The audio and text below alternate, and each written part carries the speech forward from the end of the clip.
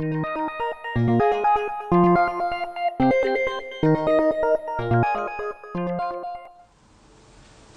today's video, as a GY6 scooter owner for nearly 5 years, I'm going to be showing you a few tips on how to pinpoint engine noises on your GY6 scooter.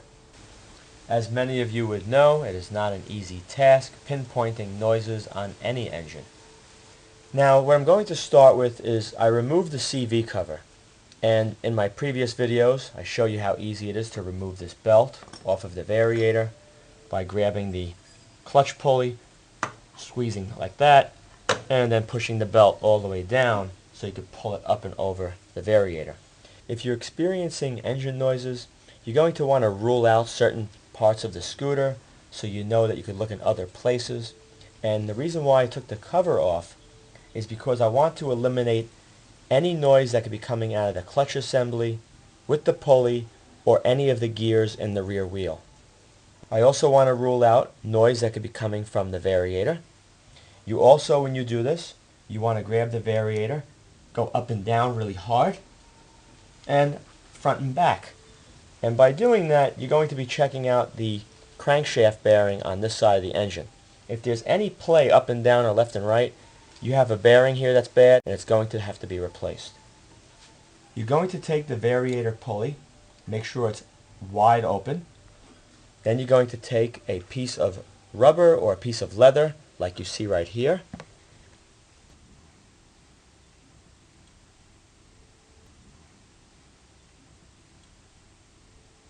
And you're going to wrap it very tightly around the inside of the pulley. Make sure it's wide enough to go from pulley plate to the pulley plate here. And then you're going to take a nylon tie and pull it down extremely tight. The purpose of doing that is you're going to lock this pulley in the wide open position. Then you will be able to start up the engine and see if the sound that you're trying to pinpoint disappeared or not. If the sound disappears once you start the engine with this propped wide open, then you're going to know the problem lies within the clutch assembly or within the Variator assembly. Now, a common problem with the Variator assembly is that the guides, there's 3 little plastic guides on the back plate of the Variator.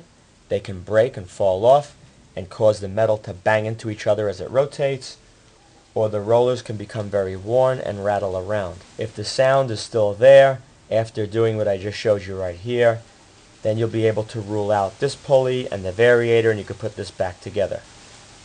Another common problem is the pipe that bolts onto the head with the flange for the exhaust.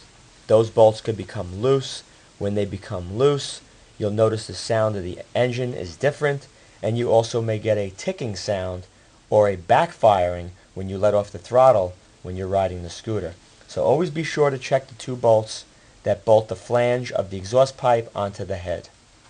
On the front side of the engine by the valve cover, you can also take your screwdriver, reach through the front of the scooter behind the plastic cover, and you can put this against the block, place your ear against here, and by doing so you'll be able to hear everything amplified through the steel blade of the screwdriver right into your ear.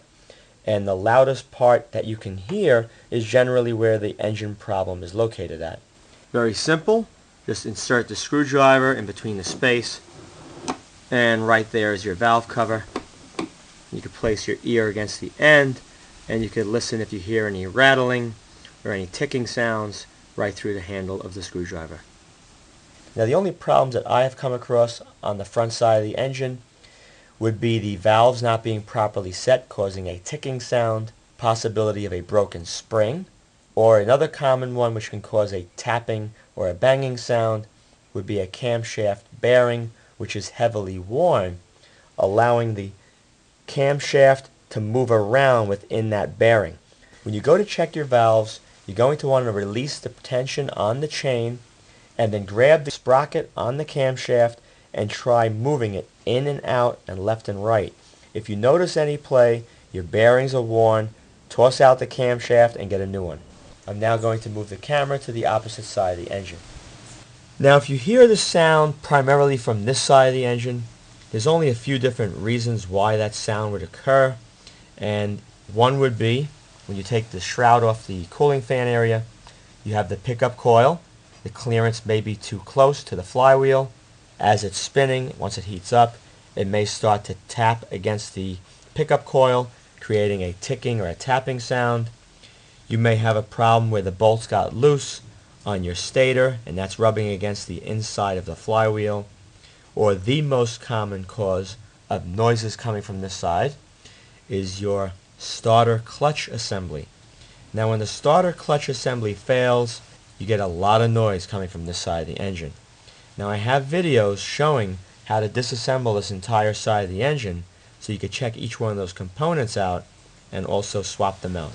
If you were able to rule out that there was nothing wrong inside here by inspecting everything, if there was nothing wrong with the exhaust pipe bolted onto the head, if there was nothing wrong with your clutch pulley or your variator, as well as the valve assembly with the camshaft pulley bearings, making sure that's okay, then it only leaves one more thing that could be making a knocking sound, and that could be the connecting rod bearing onto the crankshaft for the piston. That is about it. Hopefully the connecting rod for the piston on the crankshaft, that bearing is okay, because if it's not, it's a big problem. You have to disassemble the whole case, pull one whole side off to be able to reinstall the crankshaft. There's not too much else on this engine to be making noise.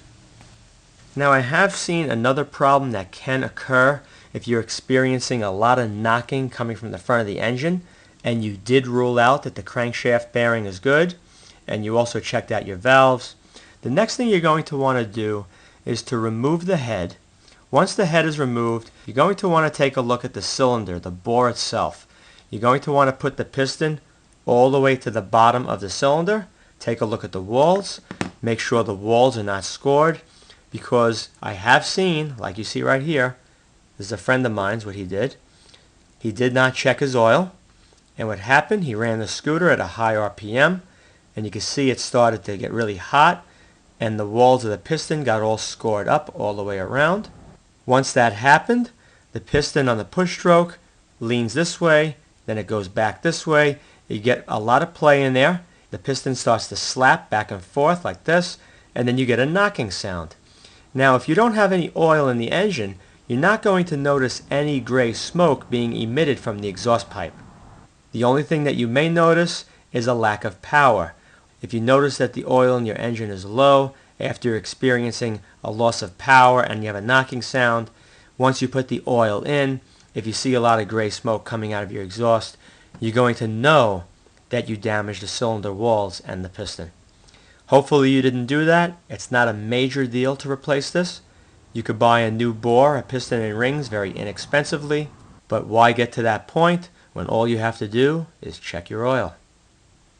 If you enjoyed this video, found it helpful, please rate it a thumbs up, subscribe, and post links to this video on other websites and blogs.